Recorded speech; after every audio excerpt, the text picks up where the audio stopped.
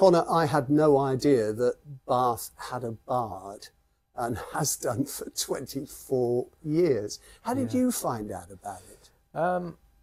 So I actually knew the last bard, Annabelle Cormac, and she went for it, obviously the year before I did, and successfully, was chosen. So I kind of followed. I just kind of heard about it through her. I think she heard about it through the last bard. So it's kind of been this underground chain reaction of bards. By word of mouth. Yeah. What exactly does it mean to be the Bard of Bath? I think that's up for debate. Each bard gets to do their own sort of thing with it. So you submit a manifesto as well as a piece that you perform. And in that manifesto, you say what you'll do with the title. So, let's talk about your performance. The piece you did. Were there many other people competing?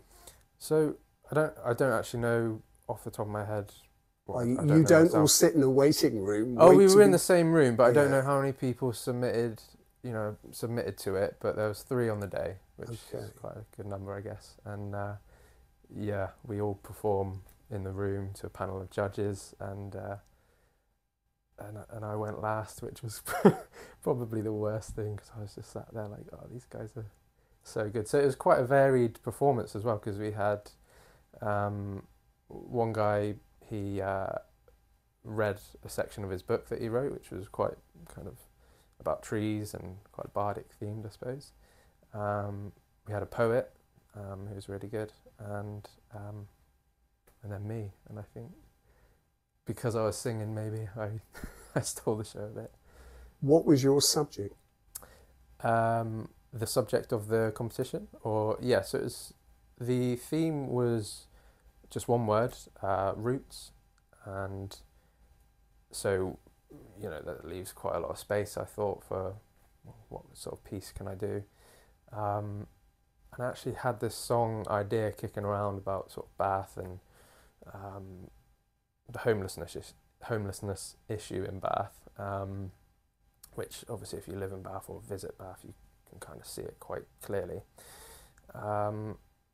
So I just thought, well, being a Bathonian, my roots are in the city, in the stones of the city, so I just kind of hoped that would fit the brief, and I was just like, It's got this outward appearance of being very grand and majestic, hasn't it? Yeah. So, but there is completely another side. I think outside of London, we probably have one of the biggest wealth gaps. I'm not looking at statistics, but just in general, you can quite tell that you've got some beautiful buildings which cost millions just for one little flat sort of thing, and then you've got people with absolutely nothing. And one of the reasons why I wanted to write the song was because I was, I think it was last summer, I was just sat in the woods by Kensington Meadows, so there's like a little riverside woods there, and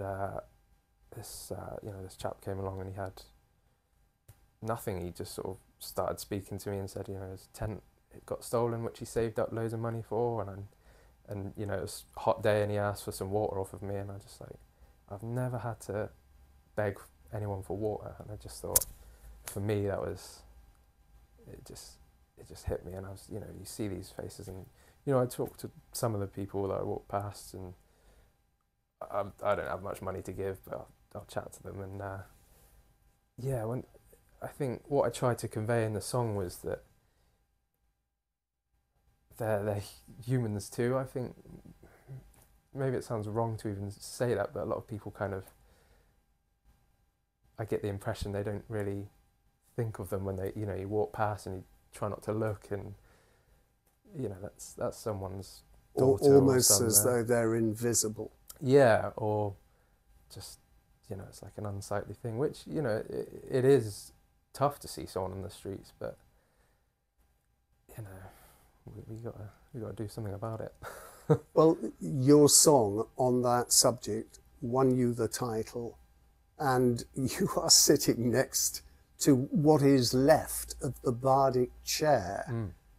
So they couldn't actually sit you on it to crown you as Bard of the Year. There's not much left of it, is there? No, they did sit me on a chair and then they propped it up behind the chair. But yeah, like I said to you when you came in, one of the bards is on the naughty step now and left it out in the rain. So they haven't got a chair, they've got a step.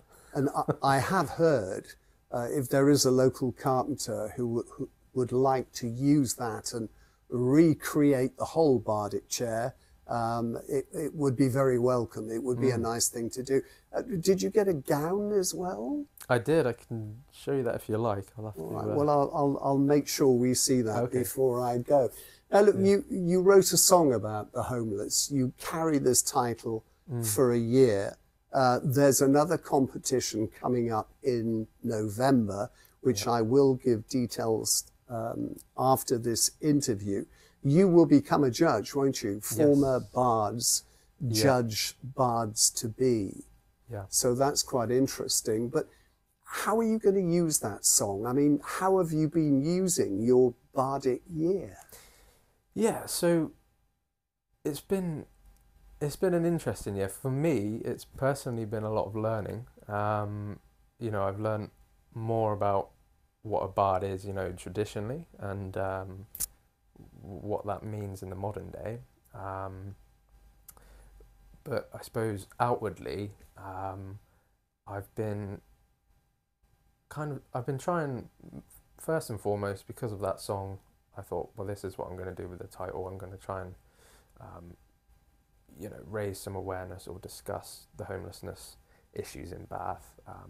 And I've done that a little bit online, but, you know, mostly what I'm trying to do in September on the 22nd, I'm going to take part in the Circuit of Bath Walk, which is a 22-mile walk, I think, around the outskirts of Bath, and it's raising money for Julian House. So they're a local charity that support vulnerable and homeless people in Bath and the southwest. So, well, again, you're looking for sponsors, aren't you? So yes, I'll put some details on. So let's see if we can get you some support for that, because it certainly is a good cause. Yeah, I mean, even if, you know, if everyone who saw this donated £1, which is not much to most people, is it? Then goes a long way when this money accumulates. I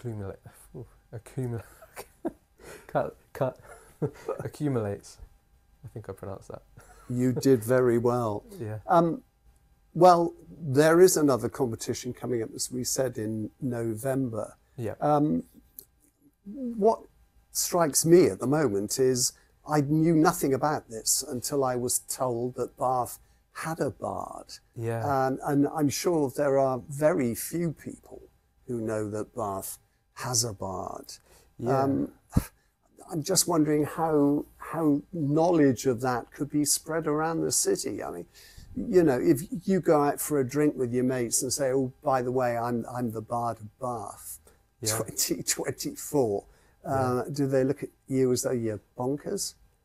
Yeah, I get some raised eyebrows. They're like, "What? What is that?" And it's quite embarrassing, but me and my friends went out for dinner one day in Bath for like a pizza or something, and they booked it under my name, and they said, "Celebrating the Bard of Bath, you know, becoming the Bard of Bath, you can call me Bard, blah blah blah," and they put all this blurb in.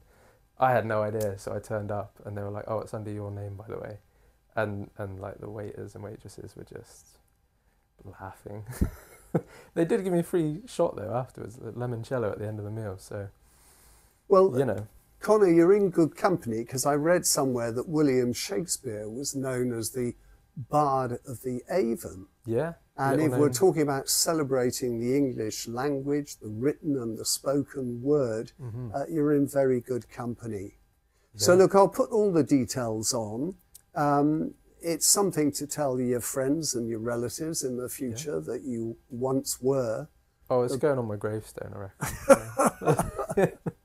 It's good to talk to you. Thank you. Thank you.